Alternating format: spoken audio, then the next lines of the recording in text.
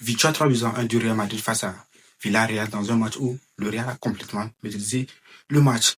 Très bonne deuxième mi-temps, seulement la première mi-temps peut poser problème.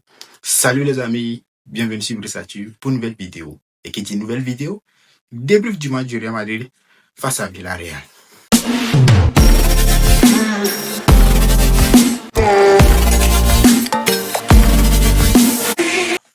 Il y a du bon, il y a du mauvais. Le Real Madrid gagne face à Villarreal, mais il y a toujours des mais. Mais tout d'abord, je vais commencer avec les bonnes choses. Le Real s'est imposé sur un score de 3-1 face à Villarreal dans un match où Vini a fait des fils grands, surtout en première période, même si ça ne s'est pas concrétisé par un but. En deuxième mi-temps, ça a payé. Juste 2 minutes de retour des vestiaires, Vinicius marque. Ensuite, il va obtenir un penalty qui va transformer, parce qu'il Mbappé va le laisser face à Arnaud Tenas. Vinicius va transformer son penalty et va marquer un doublé dans ce match. Vinicius, il était bon. Aujourd'hui, on a retrouvé le Vini qu'on aime, le Vini des années 2022-2023, où il fait des fulgurants, il marque des buts, il provoque sur le côté, il fait tomber son adversaire, il fait beaucoup de choses. Aujourd'hui, il est très bon dans tout ce qu'il a mené. Vini, non, j'ai aimé son match. Vini, aujourd'hui, il se met au service du collectif. Il ne joue pas pour lui, il ne joue pas pour aller gagner le ballon d'or. Quand Mbappé déborde sur le côté et se replace en numéro 9, quand Mbappé lui fait des appels en retrait, il centre pour lui. Aujourd'hui, Vini joue plus pour le collectif. Il ne joue pas pour lui, il ne joue pas pour sa beauté, il ne joue pratiquement. Maintenant, quand Vini joue, il joue pour l'effectif. Il joue pour le collectif. Il joue pour que les jeux puissent progresser. Vini, il a oublié le ballon d'or. Tout ce qu'il a eu dans la tête durant ces derniers mois où il n'était plus performant, sur toute une année. Maintenant, Vini a oublié tout cela et il est très performant. Un très bon match de sa part. Il a provoqué même le carton rouge de Murillo.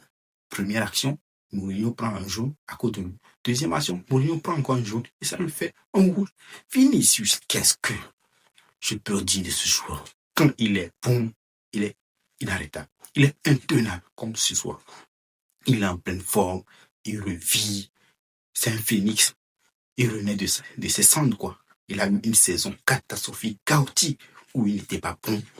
Cette saison, il revient à peine. Je l'ai évoqué l'autre fois. Vini, on a l'impression que, parce qu'il n'est plus fulgurant, il n'est plus aussi explosant que ça, non, on a l'impression qu'il n'est pas bon. Mais Vini, même dans les stats, il est bon. Déjà, il est à 5 buts en Liga. Je pense à 4 passes décisives. Donc, pour quelqu'un qui était remplaçant, quelqu'un qui était mis sur le banc, non, c'est une bonne stat. C'est un bon jeu pour lui. Donc, aujourd'hui, il nous a montré qu'il est de retour et qu'il est prêt à se battre pour sa place. Le match qu'il a fait aujourd'hui, non, Vini. C'est ce Vinicius que moi j'aime, c'est ce Vinicius provocateur, ce Vinicius qui réussit les gestes qu'il entreprend, ce Vinicius qui réussit tout ce qu'il veut faire dans le jeu. Il n'était pas lourd aujourd'hui, parce que ces derniers temps, on a l'impression que Vini, il est un peu lourd, quand il prend la balle, il n'arrive plus à provoquer, il perd des balles, non. Mais aujourd'hui, ça m'a donné envie, vraiment, d'encore plus l'aimer.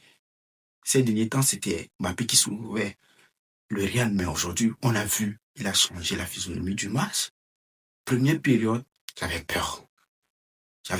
Je me dis, est-ce qu'on va pas retomber dans les travers de ce qui s'est passé face à l'Atlético de Madrid?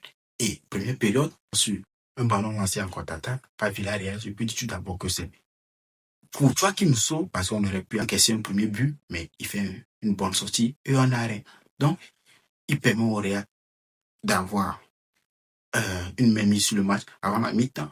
Retour de la mi-temps, 2 minutes de jeu seulement. Vinicius, il entre dans la surface, il veut centrer, ça trompe le gardien et c'est le but. Un peu plus loin dans le match, il provoque. Il obtient le penalty. Kylian Mbappé lui laisse tirer le penalty. Il marque encore. Vinicius, il a retrouvé la pleine de sa confiance. Vinicius, que dire de lui actuellement? Il était bon parce que en sortant du match face à Khairat Almaty, moi, je me suis dit, Vinicius est encore retombé dans ses travers. Vinicius, il n'a pas marqué durant le match face à Khairat Almaty, un adversaire aussi faible, sans leur marquer de respect. Mais Vinicius, durant ce match, minimum, c'est un but, une passe. Ou soit, il marque quand même. Il n'a rien fait, il n'a pas marqué, il n'a pas donné de passe ici.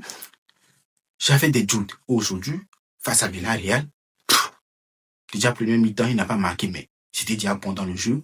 Il faisait de bons appels. Il venait aider défensivement.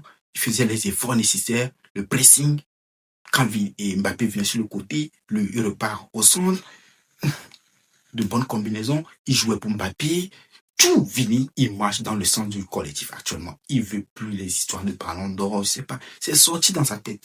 Il veut maintenant revivre le football, le joga bonito, un peu ce qu'il a, quoi.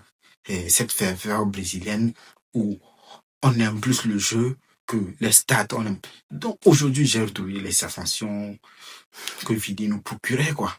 Et franchement, je n'ai rien à dire. Il sort du match avec une note de 9,6.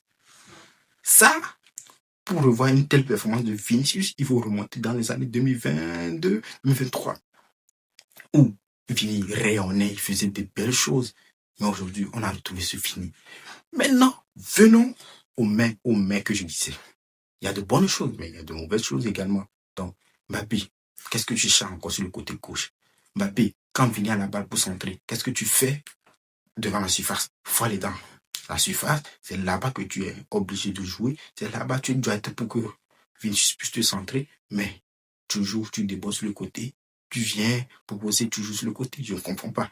Il ne peut pas provoquer et aller dans la surface sans trouver personne à qui donner la balle. Il est obligé de faire des passes en retrait. Non. Vinicius est en train de trouver la confiance. Mbappé, aide-le. Soit dans la surface, il va te faire de bonnes passes. Vini, il sait faire des passes. Il va te trouver quelque soit là-dessous. Faut pas dire non, il n'est pas en confiance, donc il ne pourra pas centrer pour que je puisse récupérer la balle. Parce qu'aujourd'hui, je suis une action où Bellingham pouvait marquer. Vini, il y a seulement un mois, ne pouvait pas faire ça. Aujourd'hui, il l'a fait. Il a trouvé la bonne passe. Seulement, Bellingham n'a pas pu marquer. Mais qu'est-ce qui t'empêche, Mbappé, d'être dans la surface, de permettre à Vini de faire de bonnes choses, de marquer? Certes, tu as marqué dans le match, vers la fin, et tu es sorti. J'espère que c'est pas pour une blessure, j'espère que ça va pas impacter sur ta saison, mais vivement la trêve, que la trêve puisse t'aider et que tu puisses revenir très vite en forme et que tu puisses continuer ce que tu as fait durant ce mois de septembre où tu étais explosif, tu as marqué des buts, des triplés, des doublés, des hommes du match. Aujourd'hui, tu présentes aux fans du Real Madrid ton trophée du joueur du mois en Liga. Donc, une très bonne saison. Mais je dis et je le répète, il faut que Mbappé fasse également des efforts, même s'il marque, même s'il fait des stats. Il faut être bon dans le jeu pour permettre à Vini, aux autres joueurs autour de briller. La paire Tchouaméni et Ceballos était bonne au milieu du terrain. Le Real a fait bon match. Valverde sur le côté, c'est ça. Que cette trêve puisse les aider et qu'ils reviennent en bonne forme et que Xabi Alonso continue sur cette progression des joueurs jusqu'à ce qu'on arrive au Classico le 26 octobre face à Barcelone. Parce que ce Classico, on ne doit plus perdre sur un score de 5-0. Non.